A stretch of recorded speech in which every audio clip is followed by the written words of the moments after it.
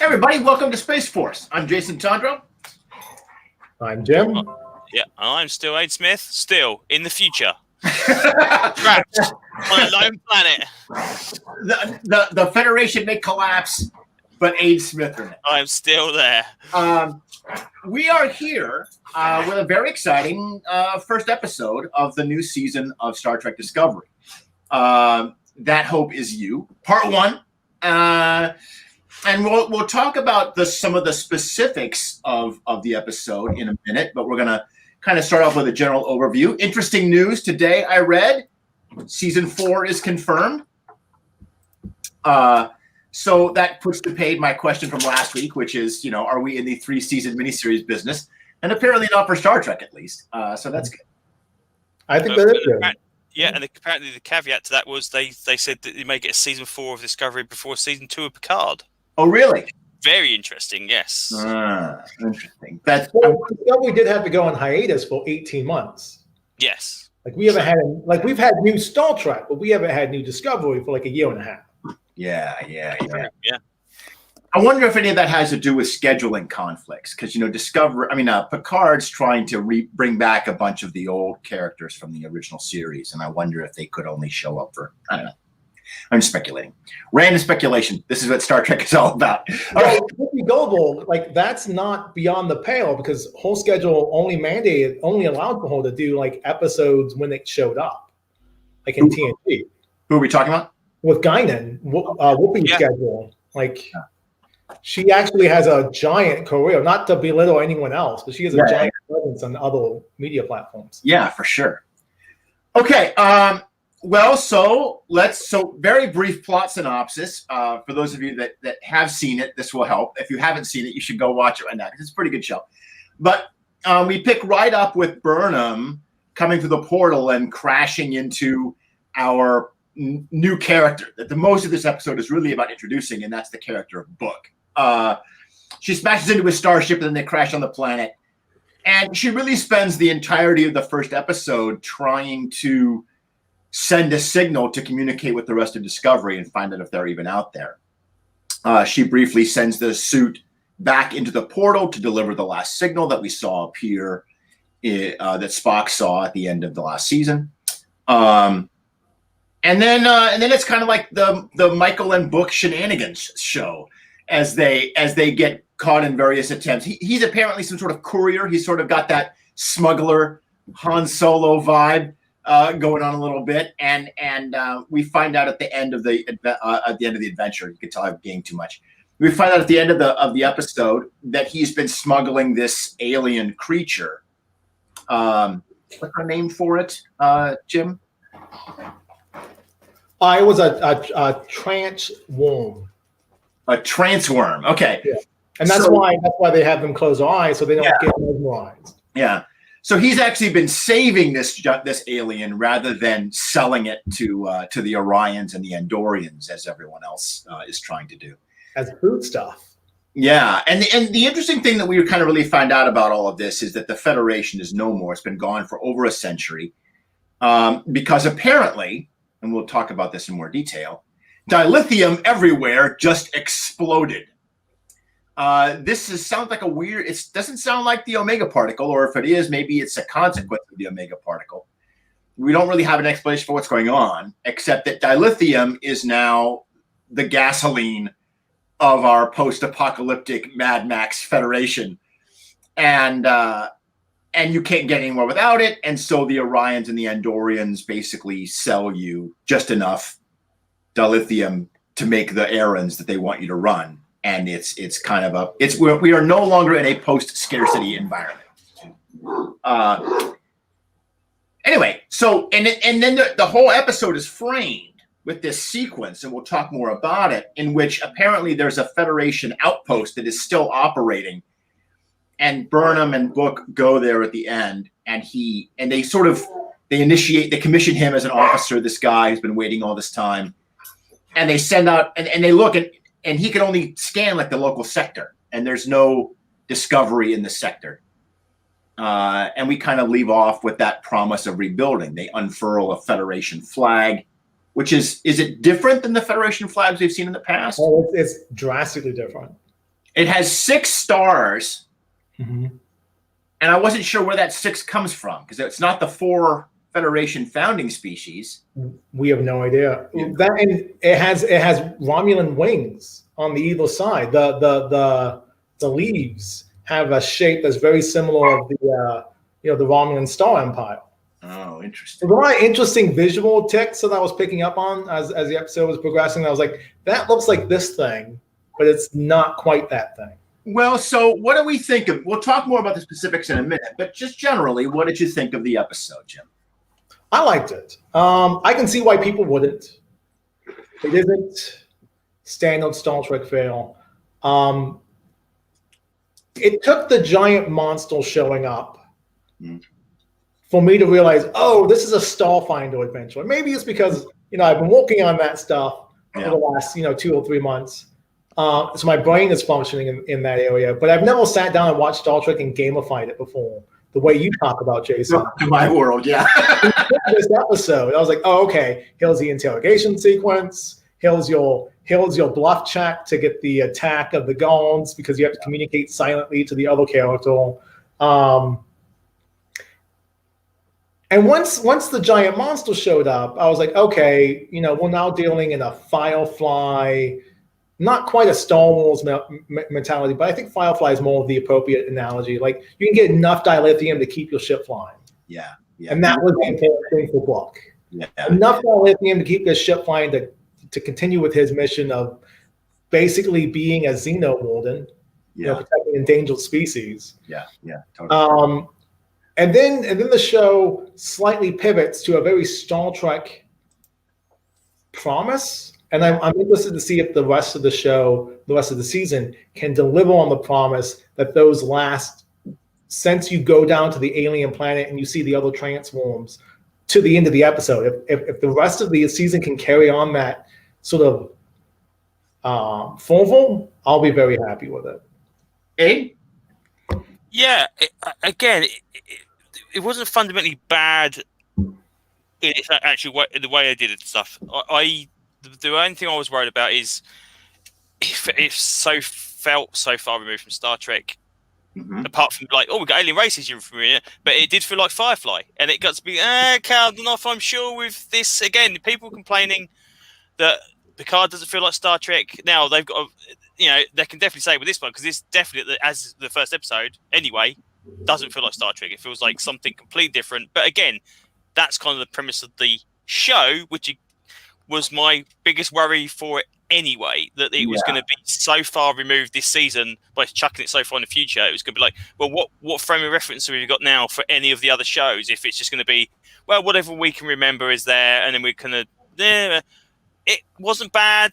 I don't mind the character. I think the best part of it, personally, was the Federation guy who was sitting there waiting for 3 generations, because I just thought that was really cool at the end of it when they actually got it. That was good.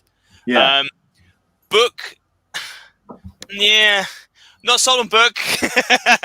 Again, the thing that annoyed me about Book, as I mentioned in the notes, was it's like, oh yeah, I will betray you straight away to get more dilithium, but because I rescue animals, I'm therefore a good guy. It's like you just screwed over this. You screwed over this person. So I'm hoping there is a bit more to that character. I hope he doesn't go now straight and narrow. I want to see him bending the rules every so often, all the while. I don't want him to go, oh, that's fine. I won't do it ever again. I want to still kind of see him pulling at those restraints, because obviously, if he's been flying around the galaxy doing his own thing for so long, someone popping out from the past just go, oh no, you're doing it all wrong now. I don't want that to happen. I want him to still be kind of like, just say, well, surely we can do this. So that, but all in all, not bad. It's an interesting way of starting stuff. I think we're only in the bare basics of world building, which again is effectively starting from square one. So we're just going to see how it branches out. We've got Orions, we've got Andorians, but that's it so far. So you've already started talking about Book, so maybe we should start with Book. Jim, what do you want to say? Let's talk about Book. I love Book. I thought Book was great. Book gave me just enough swaggle and, let's be honest, sex appeal to convince me that this guy, so essentially he's a classic Star Trek alien in the sense of he looks human.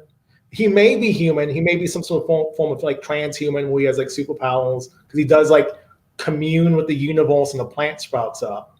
Yep. I wouldn't be surprised if they say it's some sort of connection to the mycelium network. Wouldn't be surprised if that's it at all. But they essentially gave him super empathy. Like that's the thing. That's why he's an asshole. Is because he feels so much, so he has to be very sparing with where he puts his emotional capital towards.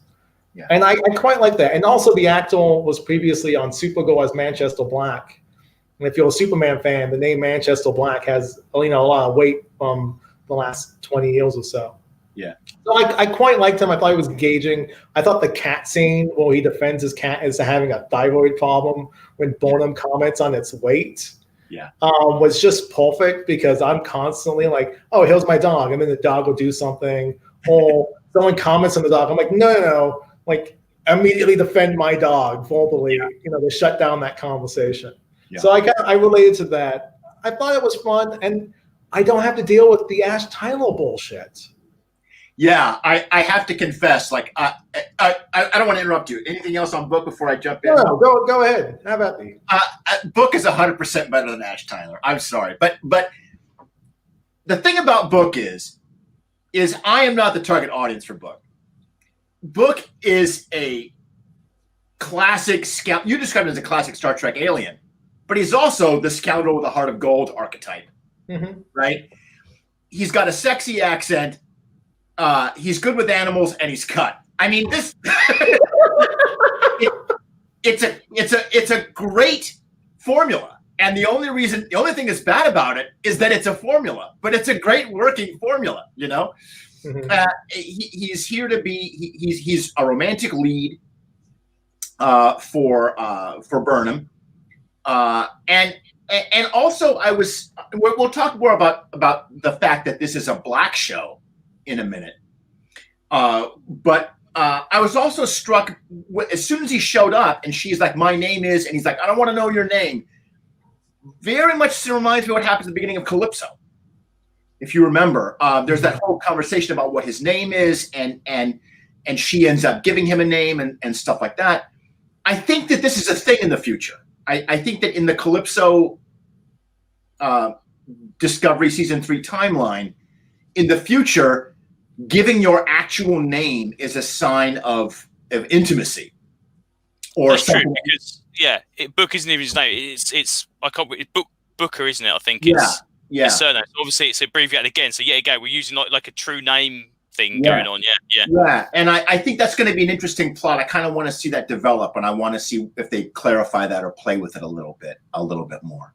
But yeah, I liked him. I very much felt like, quite frankly, that he's a character that's there. He's not for me. He's for other members of the audience to find attractive and to clue in, and that's awesome. I think that's great. What about that framing sequence? Maybe we should start with that, right? Because both of you touched on that. It's in many ways it is the only real Star Trek element of the entire episode, right? It starts off old Star Trek. Yeah. It's unabashedly Trek. What's his name? They said his name, but I didn't catch it. Mr. Shael, I believe. Okay. I may be mispronouncing that. So we start off before the credits roll with watching him get up multiple times, and we have this morning routine. And he's surrounded by this fantastic technology, right? So like his holographic bird alarm clock, his bed that appears and disappears into nanites whenever he needs it. He's surrounded by all this fantastic technology, but his day is an endless routine of the same thing over and over and over again. And then it just sets up, and then we don't see him again until the last 5 minutes of the episode when Book and Burnham come into his office, and he's suddenly confronted with an actual Starfleet officer that he's never seen and didn't even think existed anymore. And it's a wonderful little sequence. What did you guys think about it? Why don't you start off? So I thought that was the best bit.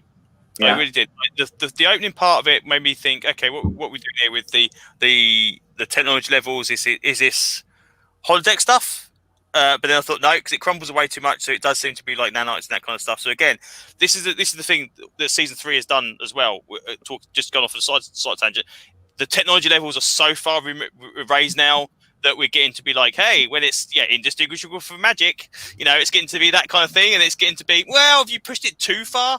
But we'll see, because again, playing in the role-playing game of Star Trek, the idea you go, right, okay, everybody got a great idea for a plot. Yeah, we just use the transporters, we use the phasers, we don't take the shuttle down. Crap, you've ruined my plot. So to push it even further up the ladder, crikey, you have to think of some bloody good reasons. We've got personal transporters, we can get out of this now. So we'll see how that goes. But the end part of the flow frame sequence, I just thought was really, really good, and I genuinely felt for the guy that he'd been sitting there for 4 years waiting for someone to come for the thing.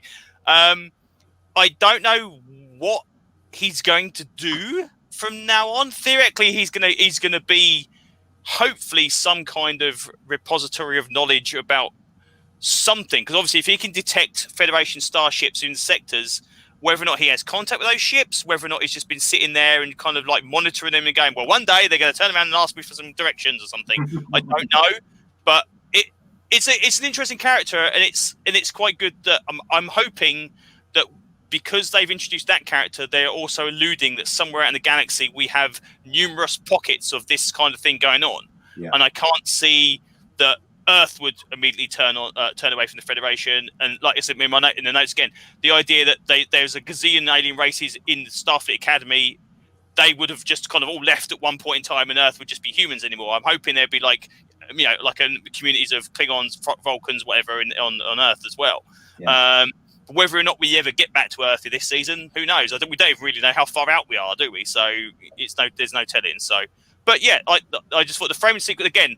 This episode, it started off interesting because I was like, okay, is this holograms? Is this whatever? The middle of it is like, this is turning into Firefly. Even the guy's named after a character from Firefly, because there's a character called Book in Firefly as well. Yeah. And then by the time they put that last bit in it, that pulled me straight back in again. So, we'll just see.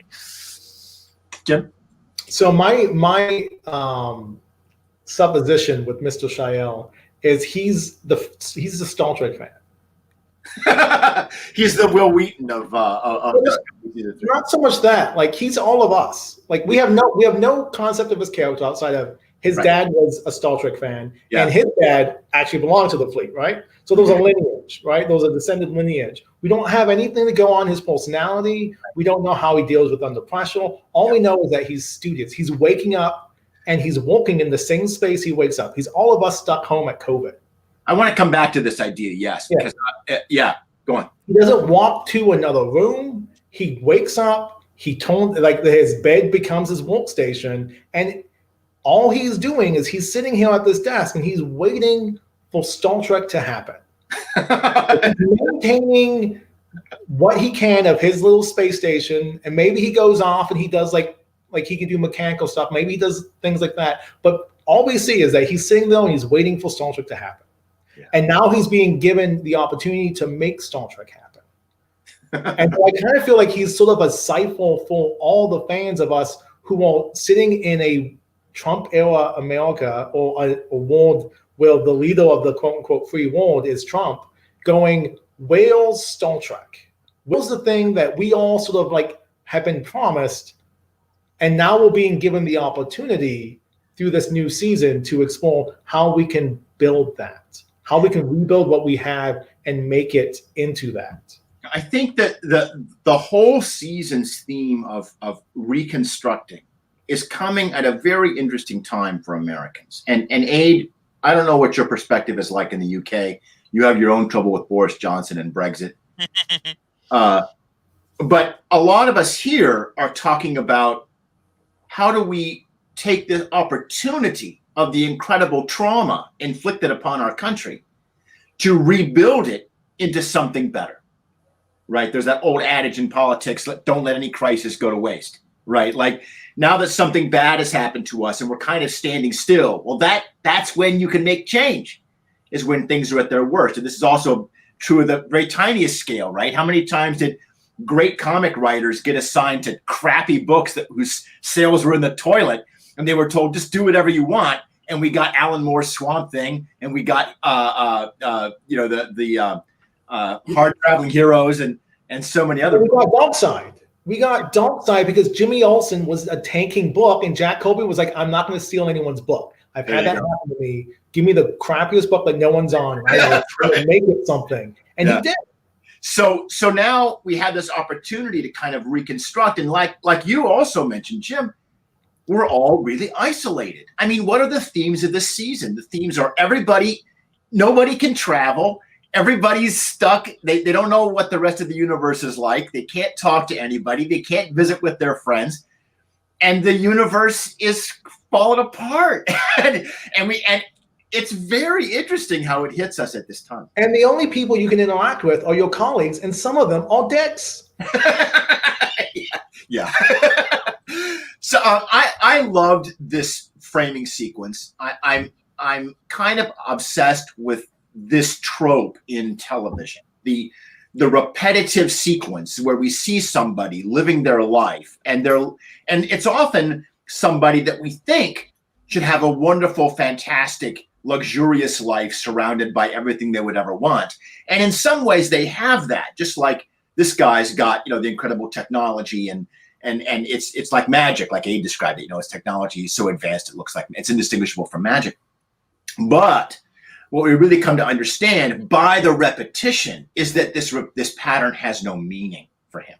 His life has no meaning. He's on hold, waiting for something. And then that something happens at the end, and his pattern is disturbed. And it's life. Life is change, is what this pattern is trying to say in television language.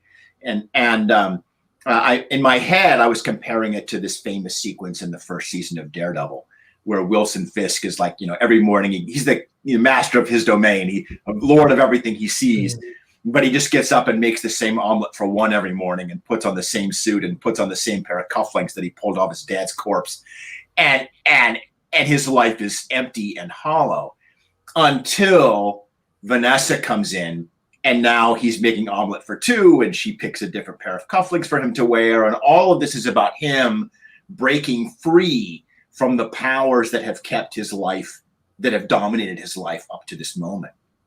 Anyway, it's very interesting. One day I'll write a paper on it, but not today. We're never getting Daredevil season 4. I know. We never will. We never will. That's okay. That's all right. I won't say I've made my peace with it, but I'll let it go. The interesting thing also about these two new characters is they don't necessarily replace existing characters already on the crew. Right. So we're not going, oh, this is the new Doctor. Oh, this is the new thing. Oh, they seem to be unique in their personalities and way of doing things. I think I honestly, like I said before, if Book does not start causing problems, I'm going to be annoyed. But also, if Giorgio does not influence Book at some point, I shall be even more annoyed, because them two are going to be in cahoots. I can see coming along. And I love the idea. So we start introducing new characters. I like this new guy, and this is when the episode made me cry. When he asks her to hang the flag, but when Burnham, in classic Burnham style, in the way that only Burnham can do it, says, no, if only a commissioned officer can hang the flag, well, now you're commissioned, so you can hang the flag. This reminded me of the thing that she's talking, there's this comedy trope throughout the episode that she gets gassed with the truth serum, and it makes her really talkative. And she starts analyzing herself. And at one point she says, I'm so supportive. Have you noticed that? I'm so supportive. Am I reflectively supportive? Reflectively supportive. And she asked herself, am I overcompensating for something? And the reason why I am reflexively supportive is because I didn't get that support when I was a child, right? Her father was never there for her, kind of thing. And so she's reflexively supportive whenever she meets other people. It was funny and a nice little bit of character insight. Aid, you already mentioned the technology of the future. Maybe we should linger on that for a minute. Not a fan of personal transporters, Aid? I just think we're going to see too many get out of trouble situations. So it's like, we've got transporters. Okay, we'll just pop them in. I think they're just going to have to limit it. I didn't mind. I wasn't particularly happy about the weapon designs because they looked like weird kind of air cannons. Yeah. But they were particularly powerful. But I didn't mind that, and I quite like the little blue one they had. This thing.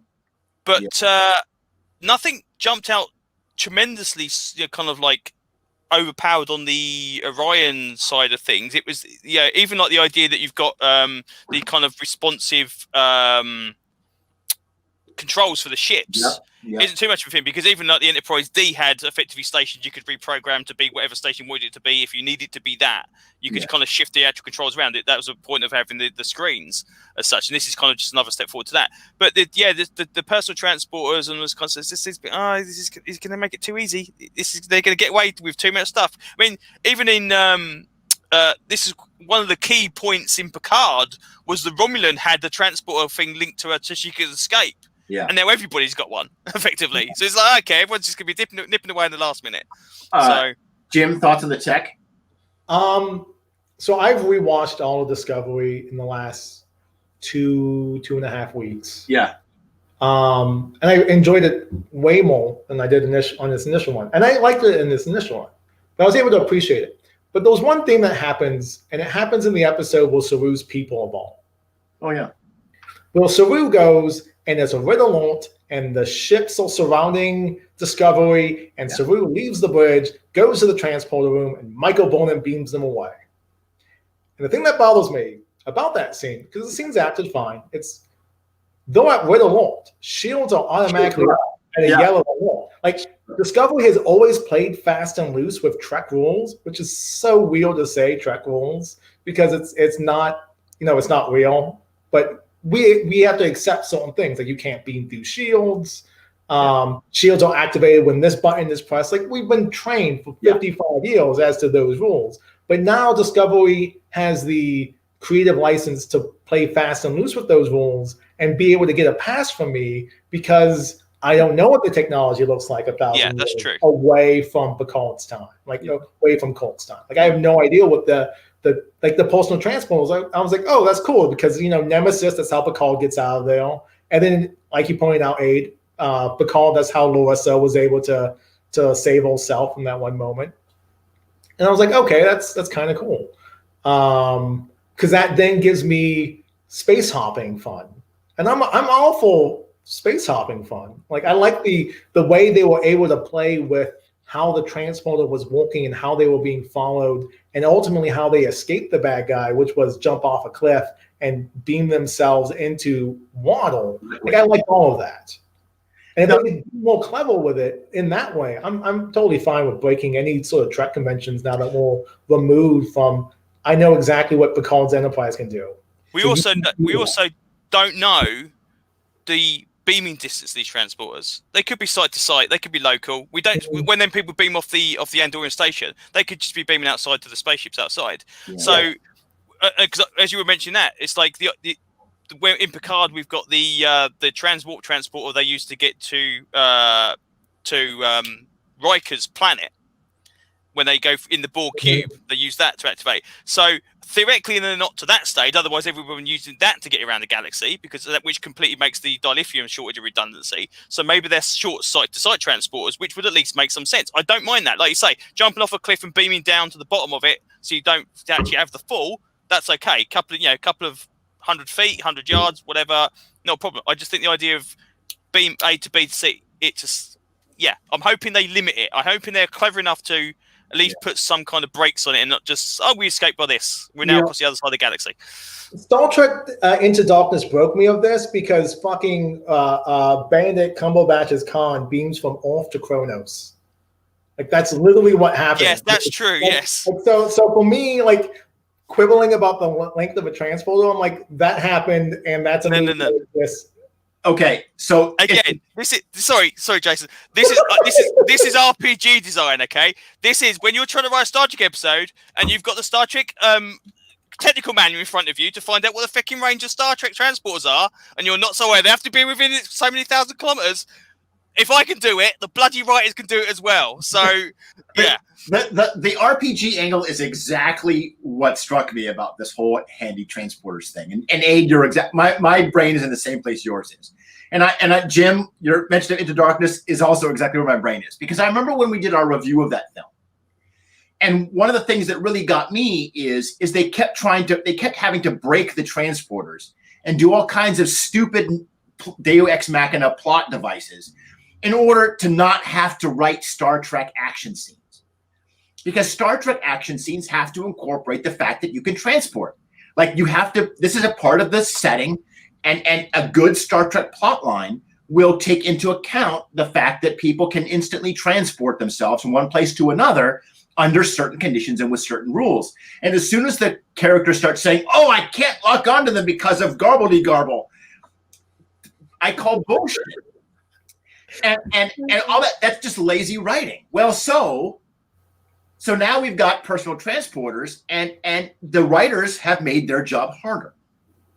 They have made their job, and now they have to write tense action moments that can't be thwarted by pushing a button and teleporting yourself out anytime you want to. If that's a conscious decision and they know what they're doing and they're prepared for that tougher action scene, good. I like the challenge. I think that's awesome. But if they're just like, "Oh, let's just do something that looks cool," and then 6 episodes from now they're like, "Shit." Yeah. So let's talk about that dilithium shortage, because Aid already brought it up. Our speculation, and it wasn't just our speculation, is that the burn was related to this plot line that came up in The Next Generation and in Voyager, this idea of the Omega particle that makes warp travel impossible. That doesn't seem to be what's happened. Instead, dilithium has become a rare commodity. What do we think of this? Jim? I do think it plays into the overarching narrative of Star Trek, which is when we reach a certain technological advantage, we'll be able to work together. Like, that's sort of the thrust of the whole series. False Contact lands that to say, we get warp drive and we meet Vulcans. That had never been established in Star Trek canon prior to that. That may have been discussed in like books and whatnot, but that has never been like pinpoint, like it was Zeppelin Cochran who did this because of a warp drive. So once that nail was finally put into the coffin, and then all the continuity is reshaped, going forwards and backwards with that idea in place, it makes sense that you want to make that, if you're doing the post-apocalyptic Star Trek utopia, you're doing the post-scarcity situation, you have to somehow take the warp drive out of the equation. Right. Now, taking the crystals out of the equation is interesting, because we have already been introduced to this concept that there was a living planet, Zahir, through that queen in Discovery, who can recrystallize dilithium. That's right. And that she was doing it for her sister, and that they came into sentience at the same time. Yeah. Now, we haven't really explored what that means. Like, is dilithium sentient? Like, have we been torturing the tardigrade this entire 55 years? I hope we don't go there, but it's a possibility. So I'm kind of like, worrying about dilithium is totally a Star Trek plot. Like, that is a TOS plot. Yeah. Like, we've always treated it like you mine it.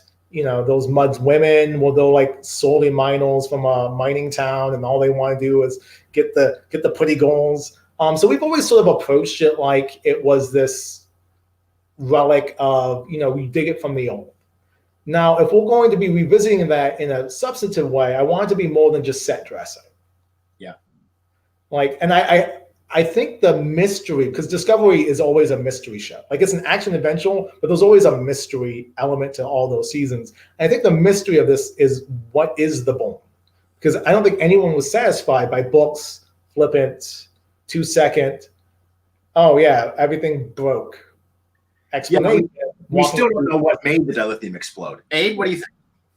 Yeah, I think that's the problem. I think if you take it in what Book said, that it all just happened at the same time. Every piece of crystal blew up, and that's horseshit.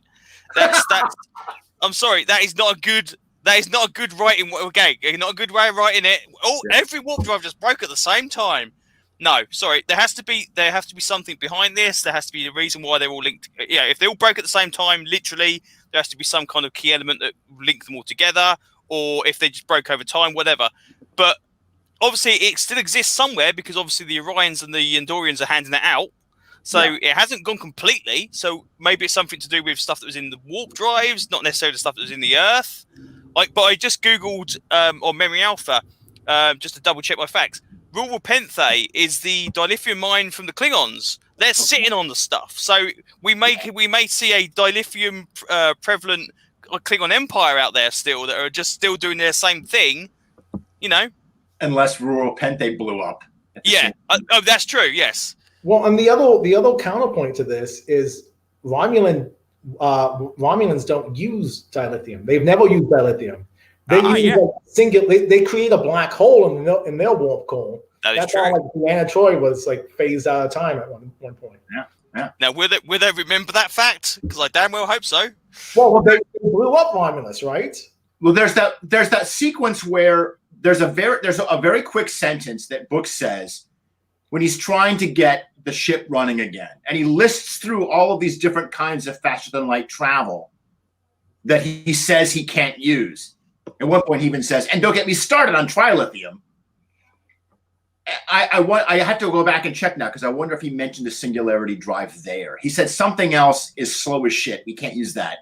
It was something for he couldn't use Voldemite for a quantum slipstream. Quantum slipstream, yes, is what he mentioned.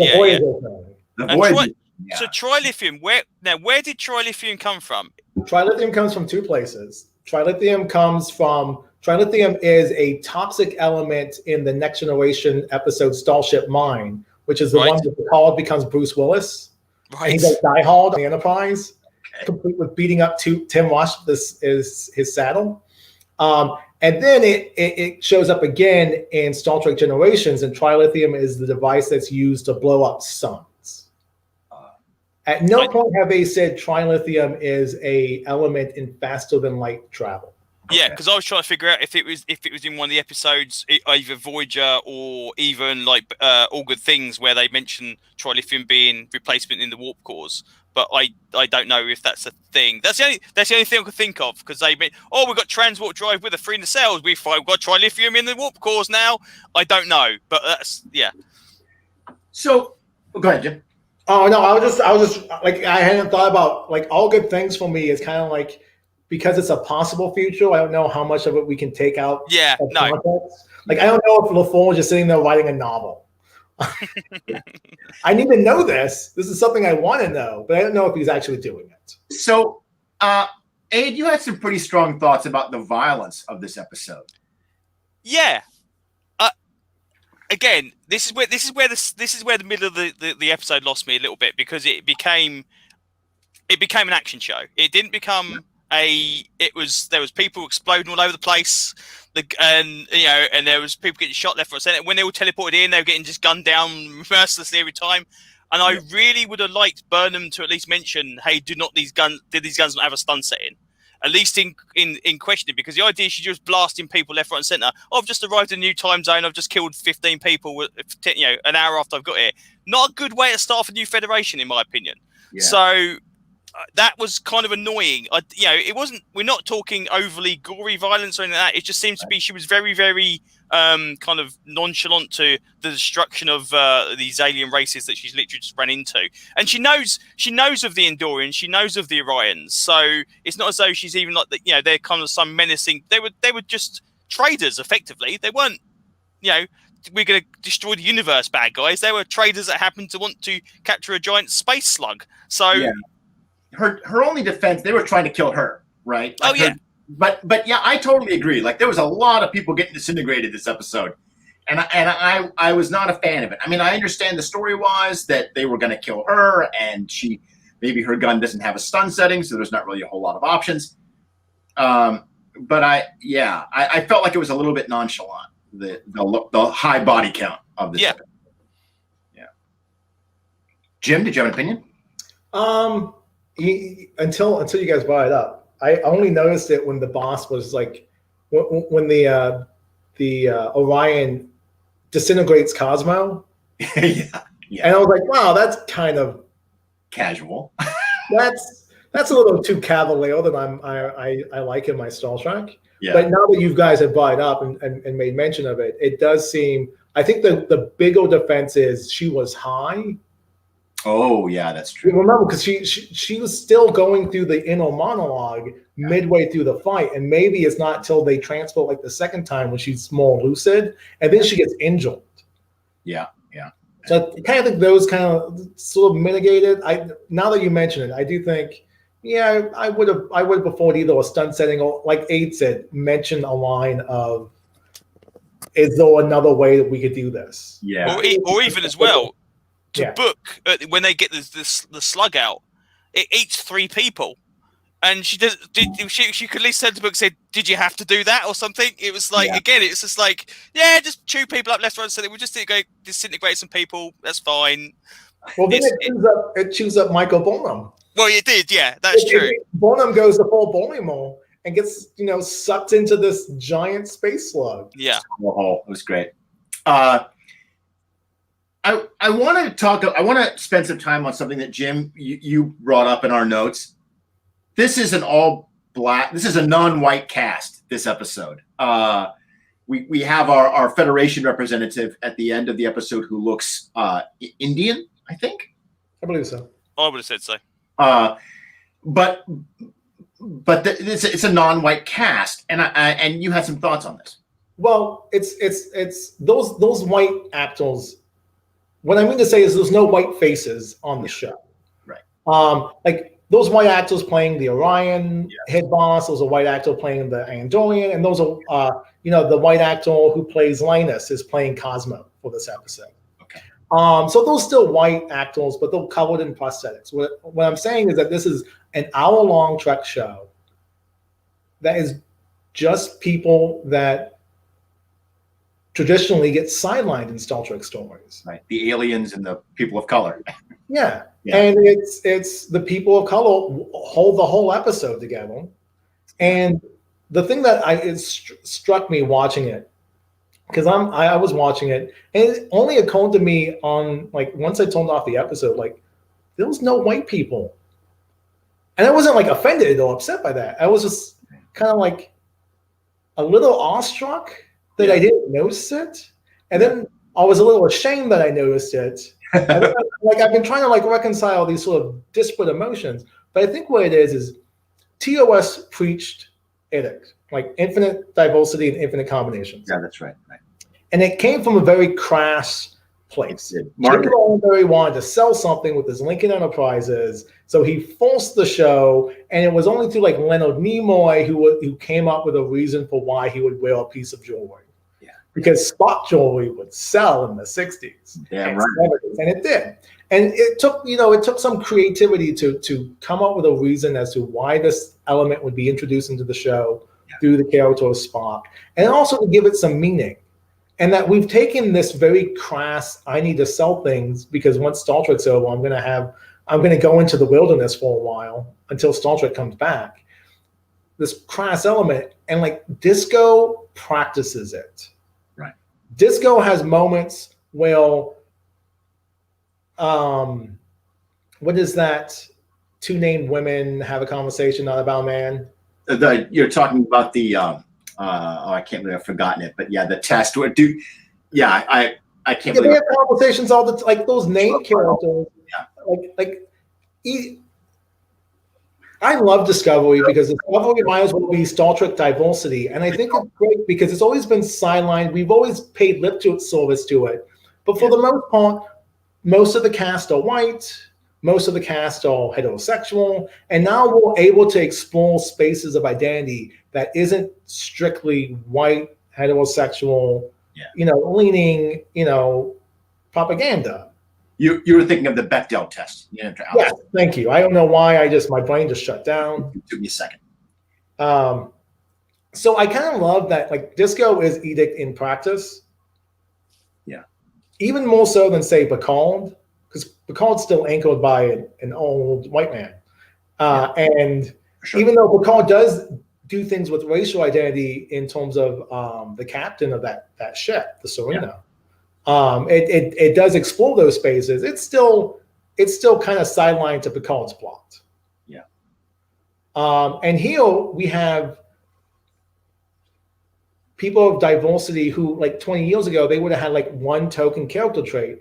And Sonequa Martin Green is able to portray so many emotions in this episode, like the satisfaction of people being alive and screaming to the heavens and laughing, only to be replaced by, oh my God, everyone I know is dead. Yeah. And to mourn and to be given that space, and then to get fucking hot. Like when she says, damn, like these aren't just like token characters in any way, shape, or form. They don't just have like one character trait. They're allowed to be human beings in a Star Trek show. And I think that's great. Age, thoughts on the racial mix of the show? Yeah, I didn't notice it until they turned up at the Book's home planet and thought okay, didn't notice it, but so it didn't really occur to me as being a thing until then. Yeah. What I did find odd, kind of looking back on it more than anything else, is we don't see any more humans on the Orion planet. That literally Book and Burnham are the only two there. We do see a Morn character. Yeah, I saw him. But annoyingly enough, in the traded world, we don't see any Ferengi, which is really annoying. They're probably too comedic for the series. Exactly, and I think that's the problem. But they could have changed them. They could have been vicious, cutthroat traders by now. So this could have been another a way they could have reinterpreted that alien race as, hey, well, over the last 600 years, this is what's changed, and and even in the background. But I wonder if it's more scary in 2020 than a scrupulous, capitalist-loving entity. Like, I wonder if the guy who was like the alien that gets disintegrated, like Book's rival, I wonder if that guy should have been a Ferengi. That would have been cool. But that guy was a background. Like, those are alien race that he's kind of vaguely looks like. Okay. So, what I got from this episode, Afrofuturism is a very important force in modern sci-fi. If you look at who's winning the Hugo Awards and who's winning, whose books are really pioneering the science fiction genre right now, there's a huge shift in attention away from the old classic sci-fi white dudes of the 50s and 60s and towards Afrofuturism and this incredibly vibrant community of writers. Well, of course, Star Trek was created in that era of the 50s and 60s white dudes. It's very Western sci-fi. And so there hasn't really been a place in it for Afrofuturism as science fiction to have a voice or a role, because the canon was established before Afrofuturism got noticed by the rest of the world. And so as writers on Star Trek now, what an incredible opportunity. Now that they've left the Federation and all of that 1950s Western white dude sci-fi, now they've got this brand new canvas and they can start introducing all this new kinds of sci-fi, 21st century science fiction that people are reading, that people are talking about, that's influencing, that we see in Black Panther, right? That it is a major force in our cultural entertainment right now. And there wasn't really a good way to put it into Star Trek before now. This is an Afrofuturism episode. You can see it in a bunch of different ways, not just the fact that Book and Burnham and the people that live on Book's planet are all Black.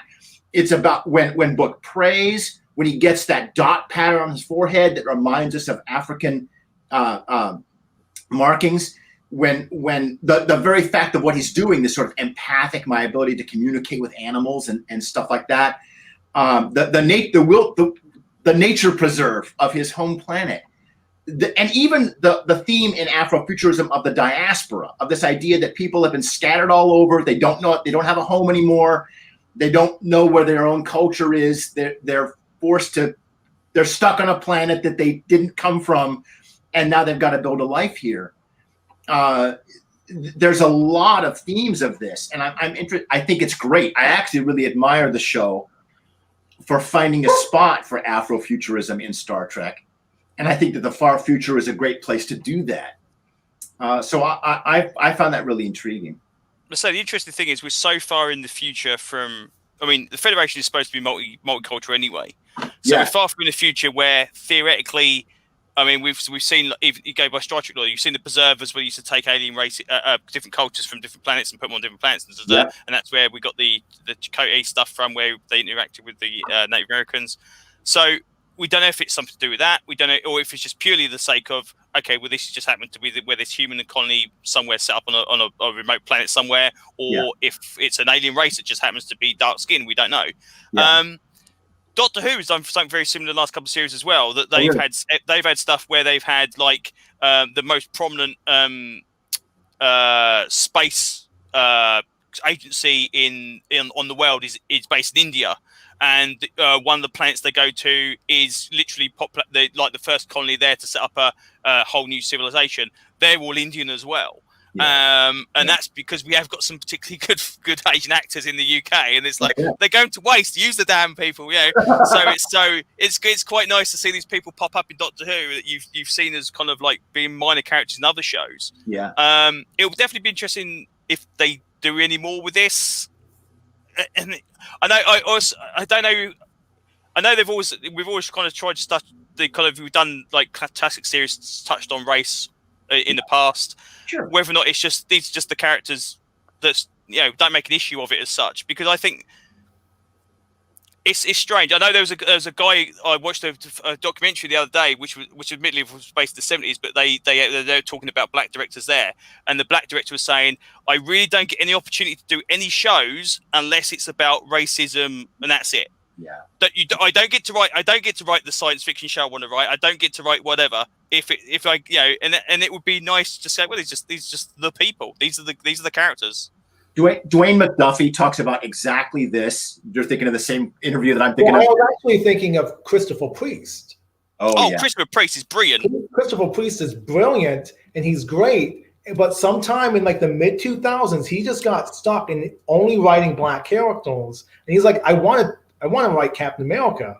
And they're like, you can write Falcon. And he was like, can I make it a team up book? And they're like, sure, why not? And I was like, okay, then I'm going to make it Falcon and Captain America, because I want to write a Captain America book, because I have things to say. But, Christopher Priest got sidelined with that. Like now he's writing U.S. Agent, which I'm sure is going to be like a classic. I'm really looking forward to that. Anything he touches is gold, as far as I'm concerned. But Dwayne McDuffie. Dwayne McDuffie has this fantastic interview that was recorded before he died for a fantastic documentary about black superheroes. And if you get a chance to watch it, I definitely recommend it. And McDuffie just talks about how he was writing the Justice League, and he discovered that if there was more than 2 black characters on the team, then the fans decided it was a black book, right? And he's like, it became so frustrating for him. Now, at the same time,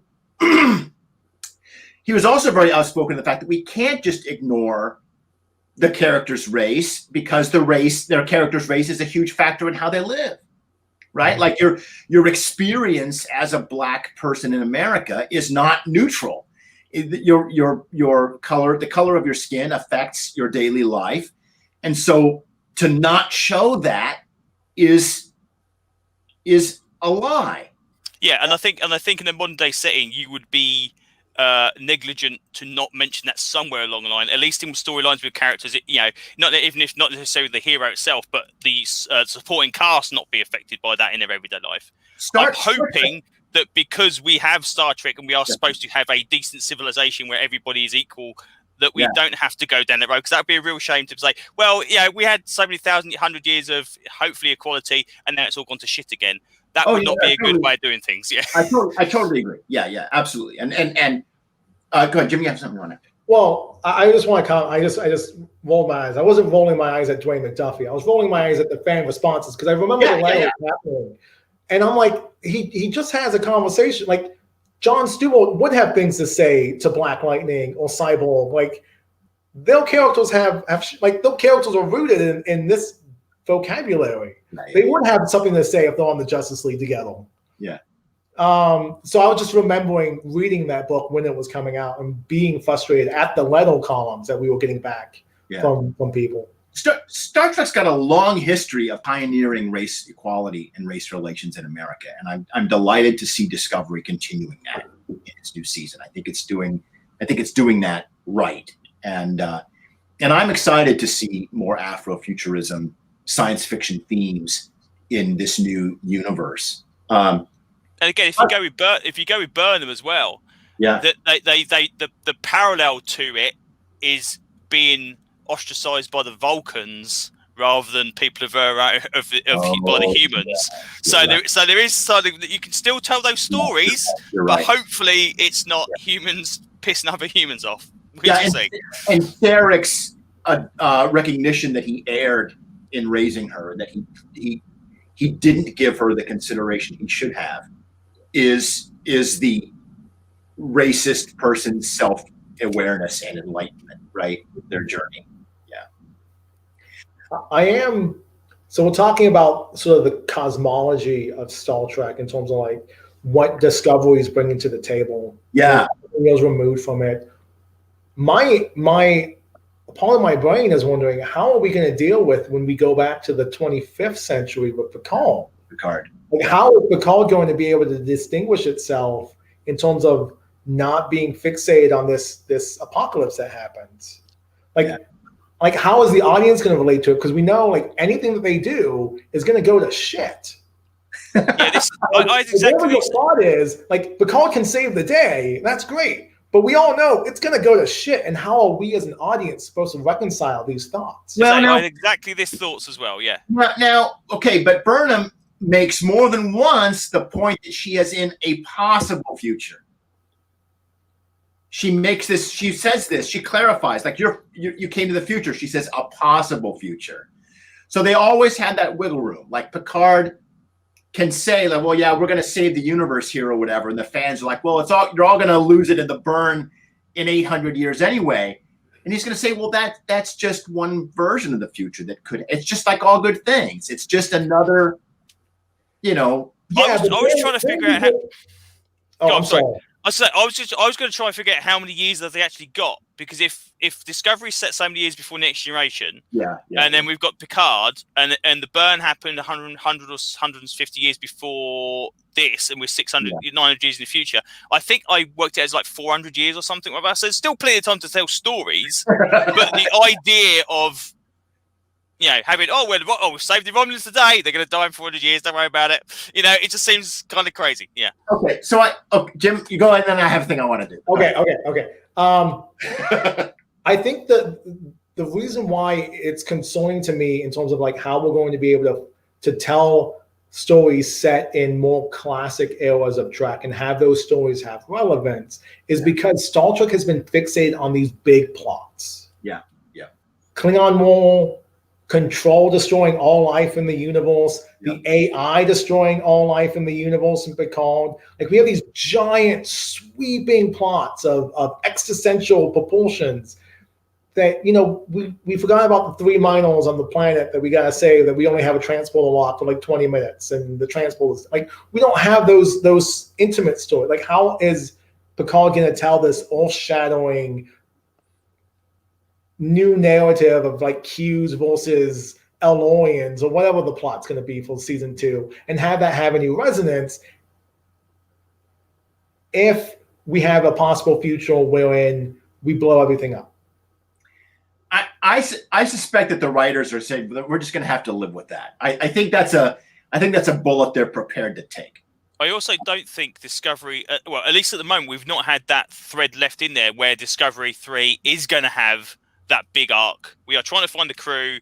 We're trying to hopefully re-establish the Federation, which isn't a task in itself. Yes. But we're not fighting against the overpowerful evil bad guy who's going to destroy the universe again. I think we've now gone into something different, and I think that's a good way of doing things. Because, like you say, you keep upping the ante every time. Eventually, we're talking about reality being erased and all this kind of stuff. It's like, well, it used to be we were talking about, like you say, talking about 3 guys out of an elevator. Now it's reality being erased. So it's nice. Doctor Who has the same problem. Used to be about saving 5 guys in a lighthouse. Now it's the universe ending every week. So, I want more 5 guys in a lighthouse episodes. I want more. Horror Fang Rock, fantastic episode. So I was thinking about this show, and I was thinking back to another show that I watched for a few seasons, and that was Westworld. Now, I don't know if any of our fans out there watched Westworld. I watched 2.5 seasons of it, right? But the first season is set entirely in the park. And it's about the androids just going through their lives in the park and how humans come to them and how they interact. The second season is the androids trying to leave the park. And then the third season, they've left the park, right? Like the androids are in the regular world and we see the regular world for the first time. And the I show, love how you describe Westworld, this giantly intricate plotted story as essentially one guy leaving the house. I kind of love the simplicity in that. but the reason why I phrase it that way is because the showrunners spoke very frankly about the fact they didn't want to do the first season. They wanted the whole first season to be about leaving the park. But they felt like they had to do a season of them just in the park so that the fans had a common frame of reference so that when the androids left the park, we knew what they were leaving. We had to have that status quo season that established a framework from which later seasons would depart. But the payoff was always getting to the real world. It was never about the park. Westworld is the worst named television series in history because it's not really about the park at all, at least as far as the showrunners are concerned. Now, the problem is they did such a goddamn good job of creating the park that that's all I want to watch. And so as soon as we left the park, like all the energy in the show for me just went down the shitter. Yeah, exactly. Well, anyway. But you got further than I did because I didn't get past season 1, so you're doing better than I did. Okay. So now we look at Discovery. I really think that this is where Discovery was going all along. Like if I'm writing a new Star Trek show, what would you rather write? A show about finding all the little nooks and crannies of the pre-Kirk era Star Trek so I can tell my story without disturbing any canon? Or the story where we go 1,000 years into the future and create anything we want because no one has told us what to do.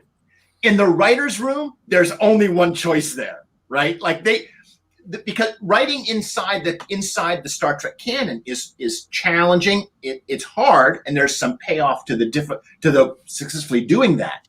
But the creative instinct, the desire to just create shit, that is totally in the 32nd century or wherever the hell they are. What century are they in now? I think 31st? Yeah, they said it was like 3288. I think Okay, it's 33rd century. So, Yeah.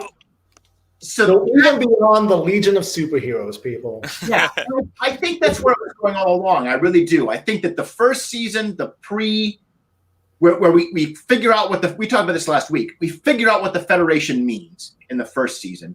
We demonstrate it in the second season.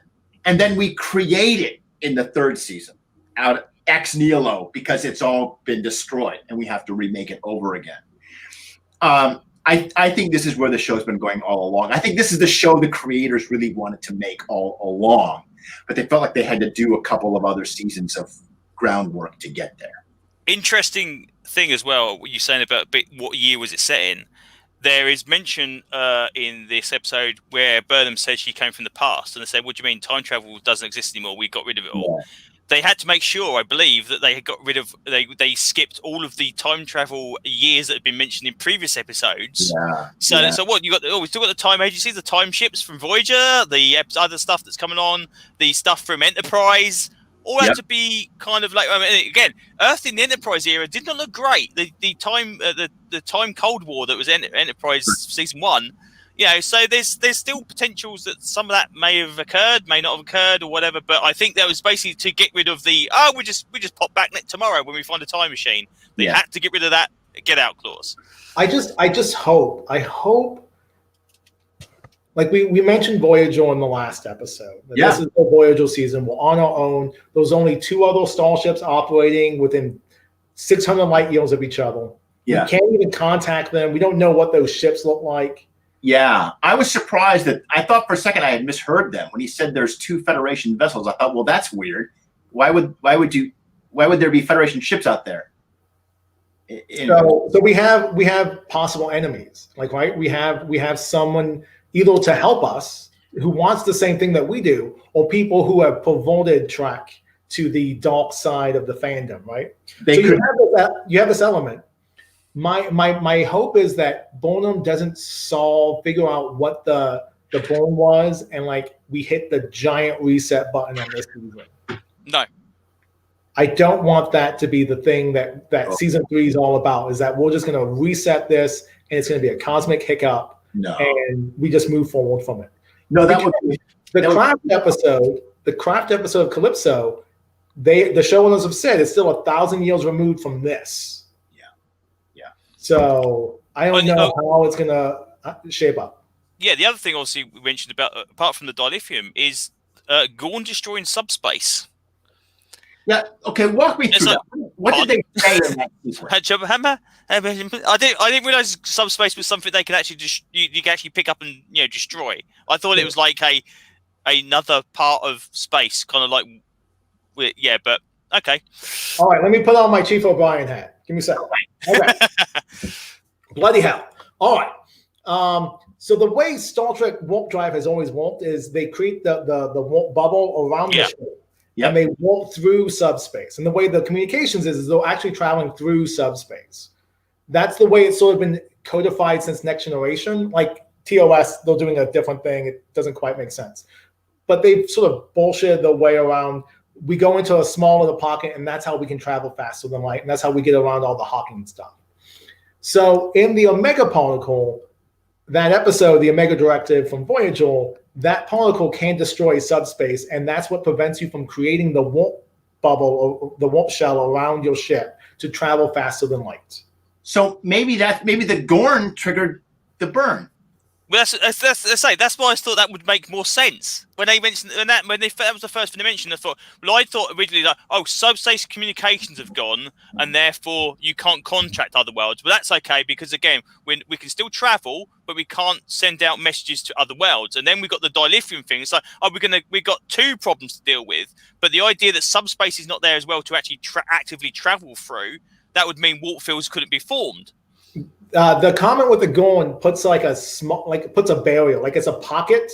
Like they say, across two sectors or something like that. There was like a little line to codify that there was a pocket. Yeah, of so much 1/6 of subspace or something. Yeah, you're right. Yeah. So it's like going back to our gamification of Star Trek. They have created a 30-sector sandbox that this one guy sits in his watchtower and he's going to give the Grail quest to. Right? Yeah. And those two other ships flying in the sandbox, and there's a pocket within the sandbox where there's no subspace. And they have teased me on Gorn. And if they do not deliver on the Gorn, I am going to be crossed. Yeah, I want to see Gorn too. You're right. Yeah, I desperately want to see Gorn. Yeah, I do want to see Gorn. Guys, we have been going over an hour, so we should wrap it up. Thank you to everybody for watching. We're gonna come back next week with our next episode. We're eager to watch it. Discovery might actually appear. we may actually get the starship and the crew. We've also seen some clips from the future of this season. Burnham gets a hairdo. She's changes her hairstyle. I'm eager to see that. It looks pretty exciting. Did I see Earth? I saw a big blue planet that looked a lot like Earth. I don't know. It's probably not next episode. It's the duplicate from that Mary episode, and we're gonna finally figure out what happened to the kids. Okay. So anyway, join us back next week. Thanks, everyone.